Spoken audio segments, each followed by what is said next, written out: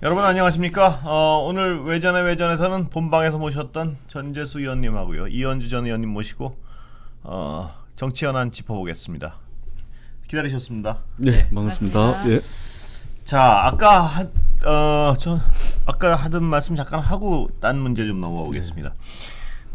아까 저는 전 의원님 말씀에 좀 공감하는 부분이 뭐가 있냐면 이 청와대라는 데 대해서 인상은 안 좋아요. 우리 국민들이 물론 뭐냐면 여러 가지 너무 비극적인 사건들도 있었고 거기 들어가면 굉장히 좀 독선적이 되는 것 같다는 인상도 분명히 있고요. 그래서 문재인 대통령도 맨 처음에 들어갈 때 공약을 분명히 나오겠다고 광화문 시대를 열겠다 그랬는데 못했단 말입니다. 근데 저는 그 부분에서 전 의원님 얘기에 공감하는 게 어떤 누가 이런 커다란 좀 우린 역사하고 다른 모든 분야도 마찬가지고 비판을 하는 분들은 자기 같은 정책을 담당하거나 뭐 장관들도 마찬가지고요. 왜 못했을까? 그 실패에 대한 어떤 고찰이 좀 있었으면 좋겠어요. 반드시 못하는데 이유가 있으니까. 대북 정책은 또 마찬가지고요. 예. 그런데 그렇게 문재인 대통령이 광화문 시대를 열겠다고 국민적 지지도 많았는데 못했으면은 과연 이 새 정부의 인수위 전에 어떤 공약을 담당하는 분들이 그 가능성이나 문제점 부분을 면밀히 검토했을까에는 고개를 약간 갸우뚱할 수밖에 없는 부분이 있습니다. 어떻게 그러니까 제가 그 이제 선거 캠페인 과정에서 윤석열 캠프에서 이제 광화문 대통령 공약을 내길래 그래서 저는 이제 국민의힘이 그래도 대한민국을 대표하는 보수 정당의 가장 큰 정통성을 가지고 있는 제일 큰 집안 아닙니까? 예. 그렇기 때문에 어떤 정책 생산 능력이라든지 또는 이제 공약을 만들어내는 그런 이제 정책적 능력은 충분히 있는 정당으로 생각을 했는데 선거 캠페인 과정에서 광화문 대통령 이야기하고 청와대 이전 이야기를 하는 걸 보고 저건 좀 이상하다. 왜냐하면 문재인 대통령께서 열정을 가지고 그거를 옮겨보려고 엄청 노력을 했거든요. 근데 결국은 실패를 했고 그리고 그 실패에 대해서 국민들께 사과까지 했거든요. 그럼 왜 저게 안 됐을까? 무슨 문제 때문에? 그러고 난 뒤 그것에 대한 문제로부터 이제 공약이 출발을 해야 되는데 이게 그 공약을 발표하는 것 보고서 저는 이제 굉장히 의아스러웠거든요. 뭐 어떤 대안이 있을 수도 있는 거 아닌가요? 근데 지금 이제 대안을 하는데 지금 안 되고 있는 거 아닙니까? 이게 있잖아요. 저도 청와대 근 5년 가까이 근무를 해봤는데 대통령 네 분이 집무를 보고 일을 보는 이제 집무실이 있고 이게 청와대 본관입니다. 본관동이고 그다음에 경호실의 경호동, 이 경호동 안에는 수송동과 또 이제 체력 단련하는 연무관, 그다음에 그 주변에 근접 경호하는 사람들 빌라, 그러니까 뛰어가면은 3부이면은 청와대 본관까지 올라갈 수 있는 직원거리에. 그 빌라들도 다 있습니다. 저 숙소 관사들이 직원들 경호실의 직원들 관사도 다 있어요. 그다음에 대통령 가까이서 그 일하는 참모들 근접 근무자라 그러는데 이 근접 근무자들도 바로 뛰어가면 3분 거리에 관사가 다 있습니다. 저도 이 부서실장을 할 때 근접 근무자이기 때문에 바로 옆에 관사에서 살았거든요. 빌라가 있습니다. 빌라 이름을 제가 말씀드리긴 그렇습니다만 뿐만 아니라 이 해외 정상들이 오게 되면 대한민국을 대표하는 아름다운 곳에서 그 말하자면 이제 공식 환영 행사도 하거든요. 그다음에 그런 공간도 있어야 되고 그런 이제 공간으로서 영빈관도 있고 그다음에 비서동 그다음에 춘추관 여기는 이제 기자들과 소통하는 공간이고 그다음에 헬기장도 경내에 있는데 여기서 대통령 헬기가 뜨게 되면 그 바로 뒤에 북악산에 헬기장이 있습니다. 거기서 헬기가 동시에 3대가 떠요. 그다음에 저 남태령 넘어 이 수방사에서도 헬기가 3대가 떠요. 그러면 7대가 동시에 떠가지고 어느 헬기에 대통령이 탔는지를 모르게끔 이게 다 시스템이 돼 있는 거예요. 그런데 이거를 이전을 하면 국방부로 가게 되면 뭐 NSC 벙커 같은 경우는 거기에 있으니까 헬기장도 있으니까 그렇다 치고 나머지 이게 간단한 문제가 아니거든요. 경호실, 그다음에 체력 단련자 5만 가지 것들이 다 같이 따라가야 되는데 이게 과연 가능하냐. 그리고 설사 가능하다 그러더라도 지금 우리가 이 코로나 극복, 민생, 경제에 집중을 해야 될 때지 여기에 또 예산이 많이 들어갑니다. 그렇기 때문에 차근차근 하면 되는데 지금 결정한다 그래가지고 지금 당장 5월 10일 취임하는 날 그렇게 옮길 수도 없어요. 그러면은 좀 중장기적으로 고민을 해서 지금 집중해야 될 게 무엇인지 여기에 좀 해야 되는데 좀 이런 논의가 좀 좋습니다. 그러니까 얼마나 준비가 돼 있는지에 대해서 고개를 갸우뚱할 수밖에 없습니다. 그래서 지금 제가 아까도 말씀하신 그런 부분이 국민들한테 딱 듣기에는 좀 시원한데 청와대에 네. 옮길게요. 국방부로 나갈게요. 근데 이게 막상 실행하려면 저게 가능할까 하는 부분도 있고 또 지금 그런 논쟁으로 흘려보내긴 굉장히 중요한 시간 같은데요. 시간이 네, 아깝죠. 예. 네, 그래서 뭐 저는 그거는 그냥 이제 이슈를 이제 화제거리를 던진 정도라고 생각을 예. 하고요. 결국은 일단은 뭐 당장 뭐 어떻게 옮길 수는 없는 거잖아요. 예. 그러니까 기존의 청와대에 당분간 좀 계시면서 이전하는 부분들에 대해서 나중에 이제 결론이 나면 그때 옮겨도 전 충분하다. 그리고 어차피 취임식 전에 옮기는 것은 현실적으로 불가능하니까요. 예. 그리고 뭐 여러 가지 또 대안이 있을 것 같아요. 그래서 뭐 용산 얘기도 있지만 아까도 제가 잠시 말씀드렸지만 막상 이제 청와대가 옮기게 되면 그 주변의 재산권 행사에 제약이 굉장히 많기 때문에 예. 또 주민들하고 부딪히 충돌할 가능성들이 그렇습니다. 있습니다. 예. 그 재산권 예. 관련해서. 그래서 이런 부분들도 있고 또 그렇게 되면 이게 얼마나 복잡해집니까? 그래서 예컨대 뭐 지금 청와대는 근데 너무 깊숙이 들어가 네. 있으니까 조금 그 지금 현재 청와대에서 약간 밖으로 약간 그 삼청동 쪽으로 좀 나오는 방안도 저는 있을 거라고 보고요. 예. 그래서 예를 들어서 집무실은 다소 이렇게 이 국민들하고 좀 더 가까이 그래서 광화문이나 이쪽 어디 청와대 쪽으로 좀 삼청동 쪽으로 좀 나오고 이제 그 거처하시는 곳은 뭐 그대로 하더라도 예, 뭐 그런 그런 방안도 대안을 저는 가능할 거라고 근데 봅니다. 제가 요새 이렇게 느끼는 거는 우리 국민들이 이제 정권을 너무 많이 바꿔봐가지고요. 뭘 느끼냐면 그런 자극적인 거 별로 재밌어하지 않는 것 같아요. 네. 뭐제 느낌인지 몰라도, 그러니까 정권을 많이 바꿔봤잖아요. 이제 네. 정말 막 이제 조금만 다 이제 잘못하면 박사가 예, 되셨죠, 그러니까 박사가. 옛날 한 10년 전 뭐 이럴 때처럼 바꾸면 야 이거 할 것 같아 막 장밋빛으로 막 기대하고 이것도 아니고. 네. 좀 진짜 제 보기에 왜냐하면 새로운 어떤 정권이 성공하는 것이 야당의 입장에서는 별로 탐탁지 않을 수도 있지만 국민들 입장에서 분명히 그건 그래야지 바람직한 거거든요. 그럴 때 네. 저는 어떤 정권이 성공을 하려면 좀 제대로 된 일을 이제 뚝뚝 얘기해도 국민들한테 어떤 뭐 이렇게 청와대나 뭐 이런 문제 가지고 이렇게 뭐 아주 신선한 얘기 안 해도 그거 별로 재미도 없거든요. 이제 하도 진짜 많이 바꿔봐서 국민들 입장에서는. 그러면 진짜 부동산은 우린 이건 동의하고 이건 안 동의해라. 이렇게 좀 굵직한 정책 가지고 네. 구체적으로 약속도 진짜 믿을만한 약속을 이제 하고 뭐 이거는 아예 처음부터 공약 사항이었지만 좀 지키기가 어려운 부분은 뭐 처음부터 그냥 탁탁 정리하고 이런 모습을 보이면 훨씬 더 국민적 지지가 올라가지 않을까 싶은데 아까도 말씀하셨지만 굉장히 논쟁적 주제, 별로 생산적이지 않은 주제를 던진단 말이에요. 그런 부분들이 그러니까 지금 당장 이제 소상공인 분들 같은 경우는 대통령 선거만 끝나기를 학수고대 하셨죠. 예. 학수고대를 네. 진짜 네, 했어요. 맞습니다. 왜냐면 대선 끝나면 그 다음에 바로 또 이 집을 두 채 세 채 가지고 있는 분들도 대통령 선거 끝나기를 눈꼽아 기다렸습니다. 그렇습니다. 왜냐하면 양도소득세 예. 완화시키면 결국은 이제 집을 빨리 팔아야 되겠다. 이런 분들이 지금 대기를 하고 있거든요. 이거는 민주당하고도 지금 큰 차이가 없습니다. 예. 그렇기 때문에 이런 것들을 빨리 지금 그 협치 차원에서라도 민주당하고 협의를 해가지고 3월 지금 임시국회가 열려 있거든요. 그러면 이런 문제를 빨리빨리 처리를 하면 국민들이 정권 교체한 맛이 있겠구나. 그렇습니다. 아니면 선거가 끝났구나. 말하자면 이런 이제 체감할 수 있는 효과가 있는 것이죠. 그런데 국민들 지금 힘들어 죽겠는데 청와대 옮기고 무슨 민정수석실 폐지하고 이 사실 별 관심이 없거든요. 그러니까 이게 이 정권을 잡는 분들은 어느 정권이냐면 착각하는 게 자신들이 이제 권력을 확 잡다 보니까 본인들의 자신들 관심사 한마디가 막 그 온 언론에 도배되고 막 이러다 보니까 그게 굉장히 국민들도 관심이 있는지 착각하는 경향이 있는 것 같아요. 제가 보면 그럴 수 있죠. 왜냐하면 근데 그게 아니거든요. 국민들 네, 사실 네. 그것도 이제 독재하다가 뭐 예를 들어 민주정권을 확 넘어가고 이럴 때는 막 어떤 자극적인 소재도 다 재밌고 그렇죠. 막 네. 뭐 이렇게 뭐 모든 세상이 바뀔 것 같은 기대가 있고 이럴 때는 재밌지만 지금 냉정하게 잘할 것 같다는 어떤 기대도 굉장히 낮은 상태거든요. 역대 대통령이 박근혜 그렇죠. 대통령보다 자꾸 낮고 그렇죠. 이럴 때는 정말 굉장히 좋은 기회거든요. 어떻게 보면 무슨 얘기냐면 기대가 낮으니까 네, 조금만 잘해도 약간 반대하는 50대 50으로 지지하는 상태에서 반대하는 쪽에서는 야 금방 개판 만들 거야 이런 기대를 하고 있단 말이에요. 절반의 국민들은. 그럴 때 정말 굵직한 일, 중요한 일을 툭툭 해내면 이거 잘못 봤는데 하는 생각이 예. 금방 들 텐데 네.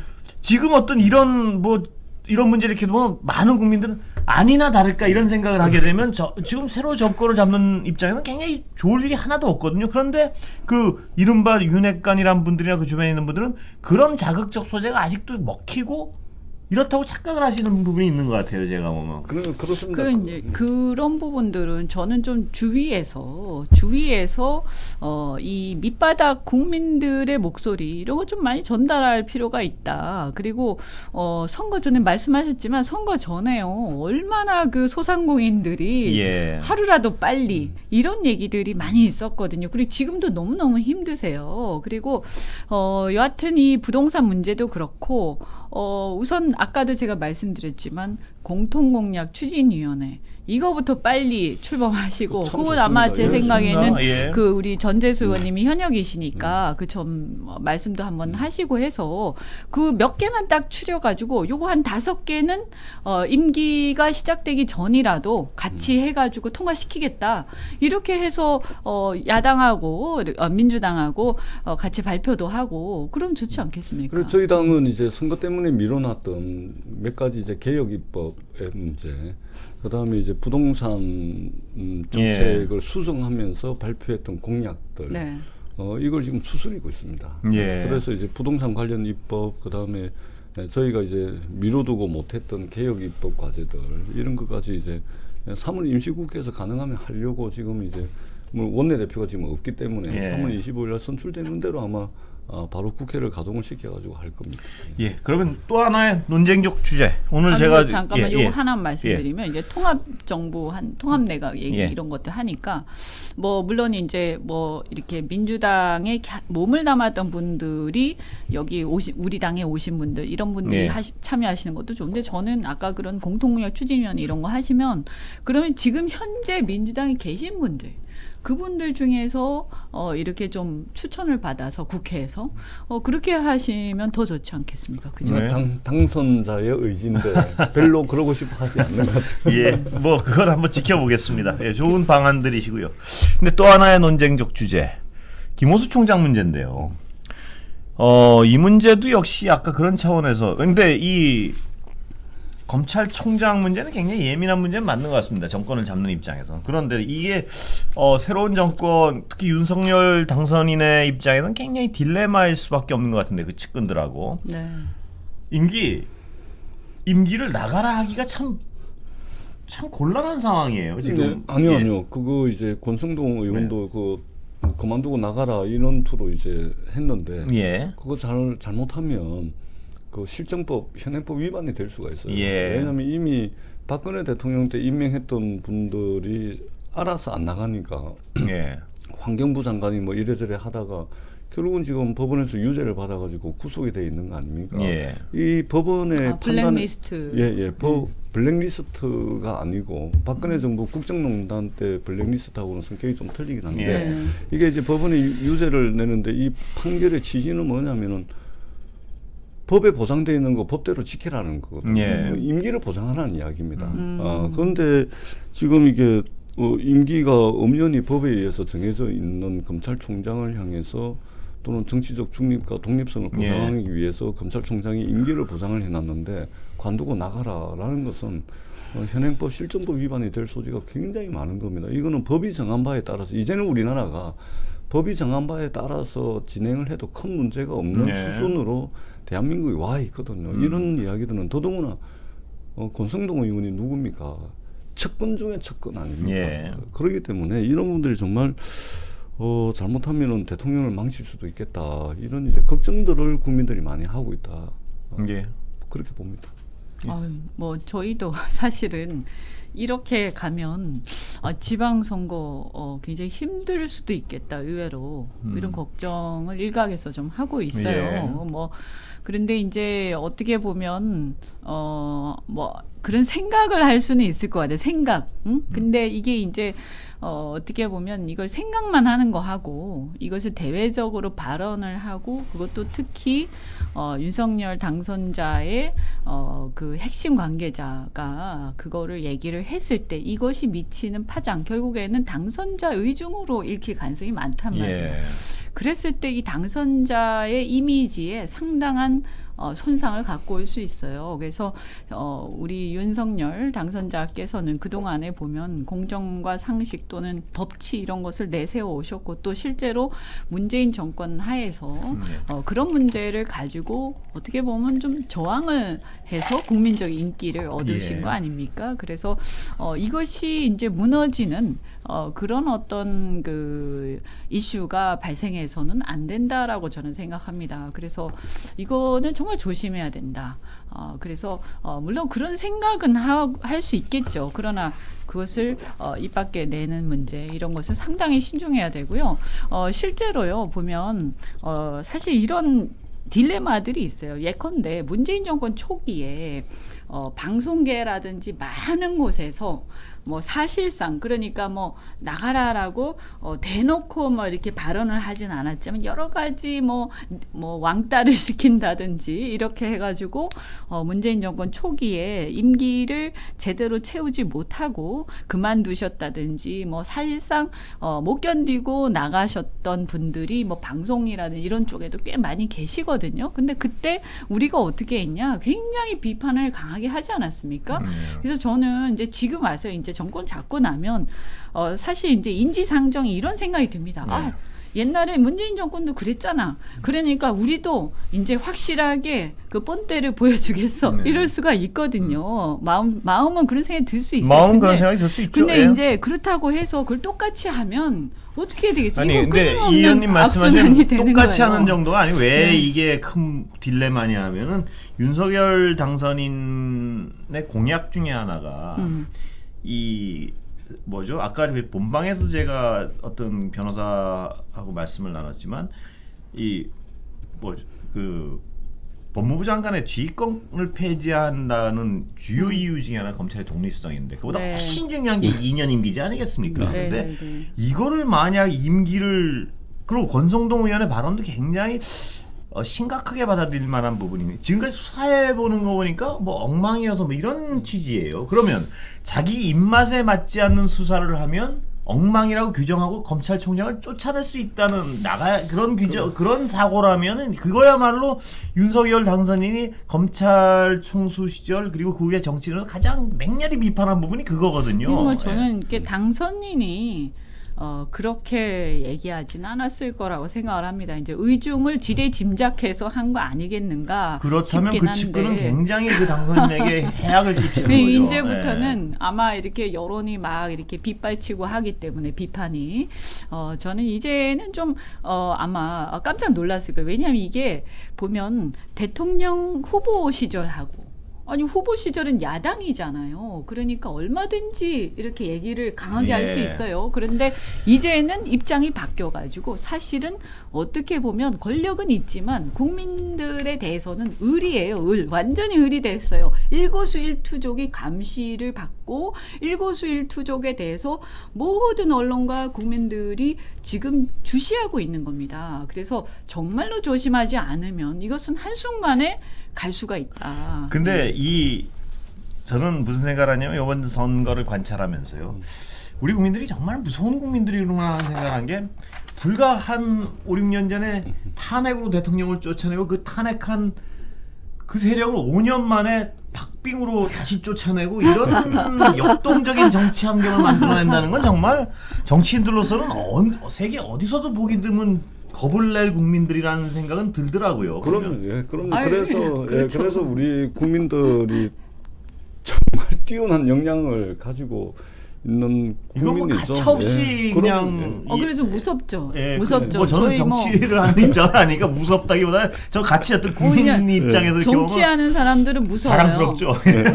정치하는 사람들은 무서운 게 저는 뭐 저기 탄핵할 때도 지켜보고 그다음에 지금도 지켜보고 하면서 야 이게 이제 사실 그 당시에 탄핵 딱 끝나고 나서 집권했을 때 지지율이 막 7, 80%까지 갈 때 사실 문재인 정권에서는 이게 영원히 갈 거라고 생각했을 거 아닙니까? 그렇죠. 국민의힘의 네. 집권은 앞으로 한 진짜 2, 30년은 어려울 것 같은 느낌이에요. 네, 그랬었잖아요. 근데 정말 그 조금 이렇게 방심한 어떤 그런 것들이 이렇게 쌓이면서 결국에는 이렇게까지 됐는데 저는 우리도 마찬가지다. 국민들이 지금 다 지켜보고 지금 어떻게 보면 지금 점수가 하나씩 이제 플러스 마이너스 매일같이 되고 있는 더군다나 거. 지금 윤석열 당선자나 그 어떤 지금 이제 집권당이 되실 분들은 그 표차가 0.7%라는 건 굉장히 정말 두려워해야 될 너무- 표차. 저는 그 예. 딱 발표 나오고 나서요. 예. 저는 소름이 확 끼치더라고요. 야, 이제 겁나가지고 대통령 그 당선자 잠이 안 오시겠네. 그 생각을 했거든요. 이거는 누구라도 집권자는 겁이 날 수밖에 없는 것 같아요. 왜냐하면 국민의 딱 절반이 거의 진짜 딱 절반이 당신은 안 되라고 얘기한 사람들이었다는.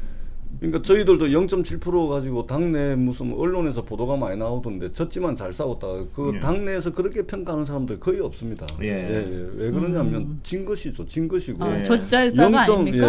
아닙니다. 0.7%라는 것은 뭐냐면 이게 민주당에 대한 이게 굉장히 큰 심판입니다. 왜 그러냐면 0.7%까지 이렇게 박빙의 선부를 만들어줬던 대한민국 국민들은 최악의 대통령만큼은 막아야 되겠다라는 것 때문에 민주당에 표를 준 것이지 예. 민주당에게 어떤 희망이 있었기 때문에 줬다고 저는 생각지 않습니다. 이것이 바로 우리 국민들의 집단지성, 최악의 대통령은 이 마음에 들지 않지만 어떻든 막아야 된다. 이것 때문에 박빙의 선부를 만들어준 것이 그렇기 때문에 민주당이 정말로 뿌리로부터 이게 그 반성하고 쇄신하고 이게 정치적 수사로서 반성 쇄신이 아니고 구체적으로 뭘 잘못했는지 이 논의를 시작을 해야 되고 지금 당에서도 지금 원내대표 선거 콘클라베 방식으로 하는데 그 지금 나오는 사람들이 준비를 하고 있습니다. 예를 들면 부동산 정책만 하더라도 이게 진보 가치에 얽매이다 보니까 예를 들면 우리 공동체를 풍요롭게 만들 수 있는 인간이 가질 수밖에 없는 건강한 욕구 아주 기본적인 욕망조차도 그것을 도덕적으로 통제하려고 그러고 도덕적 잣대로 예. 말하자면 억누르려고 하고 예를 들면은 얼마나 건강한 욕구입니까? 구축 아파트 사시는 분들은 신축 아파트 가서 사고 싶고 전월세 사시는 분들은 자기 집 가지고 싶고 그 다음에 10년 20평 사는 사람은 30평 가고 싶고 이건 굉장히 건강한 말하자면 이 부동산에 대한 인간의 당연한 욕구인데 여기다가 도덕적 통제를 하려고 그런 거예요. 그리고 그것이 약간 먹혀들지 않으니까 응징성 통제도 있었어요. 세금으로 그냥 이건 뭐냐면 민주당의 실력 없음 이것을 바로 증명을 하는 거거든요. 구체적으로 우리가 뭘 하나를 하더라도 최저임금도 그런 거죠. 만 원까지 올린다 그랬는데 결국 실패를 했는데 취임하자마자 한 20% 올려버립니다. 그 다음 해도 또 한 20% 올려버려요. 그러고 난 뒤에 3년 차부터 아유 큰일 났다 싶으니까 1% 2%씩 올리거든요. 네. 그러니까 이게 뭐냐면은 방향은 맞는데 실행할 수 있는 능력 없음이 민주당이 있었다. 그렇기 때문에 이 아주 디테일하게 이런 평가들을 해가지고 민주당이 뿌리에서부터 오로지 가치와 노선만 보고서 달리는 것이 아니고 구체적인 실행력을 담보할 수 있는 이런 능력을 민주당이 만들지 않으면 지금 0.7% 차이로 이 국민들이 이 최악의 대통령만큼 막아야 되겠다 해가지고 결집을 했는데 나중에는 0.7%가 아니고 민주당이 다시 이런 부분들 준비를 못하면 7% 17%, 27% 질 수 있는 결과가 올 수 있다. 그렇습니다. 그 전 의원님 말씀하시지만 아까도 제가 말씀드렸고 불과 진짜 5년 전에 그 현직 대통령을 쫓아낼 그 분노와 그 촛불의 어떤 환성을 딛고 일어선 정권이 딱 5년 만에 정말 그 박빙 자체가 중요한 게 그 정권을 내준다는 것 자체 상상하기 어려운 네, 상상하기 어려운 어떤 국민들의 그 냉정함 뭐 이런 것 같습니다. 그런데 지금 아까도 얘기했지만 검찰총장 문제는 저는 왜냐하면 김호수 총장 같은 경우에 이 의원님도 계시고 전 의원님도 계시지만 여야 모두가 맹렬히 비판했습니다. 뭐냐하면 당시 집권당에서도 공정하지 못하다 그랬고 여당 당시 야당에서도 국민의힘 측에서도 이거는 뭐 수사를 왜 저쪽 안 하냐고 비판을 했었고 그런데 뭐 그거는 각자 정파적 입장에서 그렇다고 쳐도 문제는 지금 와서 이제 그 집권당이 된 분들이 수사가 마음에 안 든다, 엉망이라 지금 이대로 하면은 나가야 돼. 이 논리는 정말 무서운 논리예요. 그러니까 예. 입맛에 맞게끔 수사하라는 입맛에 이야기거든요. 맞춰서 수사 안 할 거면 나가라는 그렇죠. 얘기가 그 된다고요. 이게 이야기죠. 그러면 이거는 무섭죠. 대단히 위험한 사고다. 이 물론 윤석열 당선인 본인의 어떤 사고는 아니라고 이 의원님 말씀하시고 그러길 국민을 위해서는 그러길 바라겠지만 그러면 안 되죠. 안 되죠. 근데 권성동 의원의 권성동 의원 맞죠? 그 발언하신 분이 맞습니다. 예. 만약에 그런 사고라면 앞으로 검찰을 어떻게 활용하겠다는 얘기인가 이거는. 그러니까 제가 그러니까. 지난번에 대선 캠페인 과정에서도 말씀을 드렸지만 민정수석실 폐지하겠다는 건 뭐냐면은 검찰을 직할 체제로 만들 가능성이 많다. 어떻게 최측근 검사들을 통해서 그 우려가 이제 현실화되는 것이죠. 그래서 민정수석실 폐지의 진정성은 검찰 인사를 통해서 그 진정성을 평가받을 거다. 인사. 검찰 인사를 통해서 민정수석실 폐지의 진정성은 평가받을 수밖에 없습니다.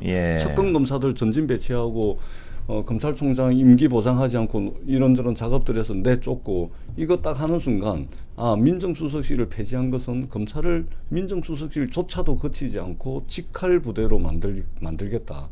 그래서 결국은 이제 검찰공화국이 완성되는 거죠. 그 국면이 되면 좀 판명이 될 거라고 봅니다. 그 윤석열 당선자께 이제 그께서 그 당선되기 전에 이렇게 그 투표를 할 때 우리 국민들이 어떻게 보면 윤석열 후보에 대해서 어떤 것은 상당히 기대를 하면서도 어떤 것은 상당히 우려를 했단 말이에요. 이렇게 제가 주변을 이렇게 보면 가장 우려하는 지점이 바로 검찰총장 출신이 바로 대통령이 되었을 때 그 상명하복적인 그다음에 검찰 특유의 어떤 특히 특수부 특유의 그런 문화를 과연 이렇게 잘 벗어날 수 있겠느냐 하는 그렇습니다. 거였어요. 그래서 그거에 대한 우려가 상당히 있었고 그게 이제 우리 국민들이 이제 민주화라는 그 과정들을 거치면서 형성된 하나의 저는 사회적 공감대라고 생각을 합니다. 이 문민 통치 통치라고 하면 그렇습니다. 어쨌든 민주적 통제라는 거요. 그래서 이 점에 대해서 각별히 신경을 써서 이게 예를 들어서 다른 분이 대통령이 되셨으면 그냥 넘어갈 일도 똑같은 일도 윤석열 당선자가 하는 거기 때문에 더 이렇게 더욱 주목을 할 수밖에 없죠. 주목을 하는 거예요. 그래서 조금만 뭐 하면 그래서 검찰 출신이라서 그렇다 이렇게 얘기를 할 거거든요. 그래서 그런 얘기 절대 나오지 않게끔 저는 가급적 검찰 문제에 대해서는 거리를 좀 둬야 된다. 이현주 의원이 윤석열 대통령의 측근이면 윤석열 정부는 성공할 것 같습니다. 저는 기본적으로 민간에 윤석열 정부의 성공을 위해서 이현주 의원 요직 중에 요직으로 너무 발탁을 잔소리 쓴소리 많이 하다가 잘리지 않을까요? 저도 좀 살아남아야 되기 때문에. 자, 오늘은 여기까지 하시죠. 오늘 말씀 감사합니다. 선거들 고생하셨을 텐데 좀 힘듭니다. 쉽게 가겠습니다. 고맙습니다. 감사합니다. 고맙습니다.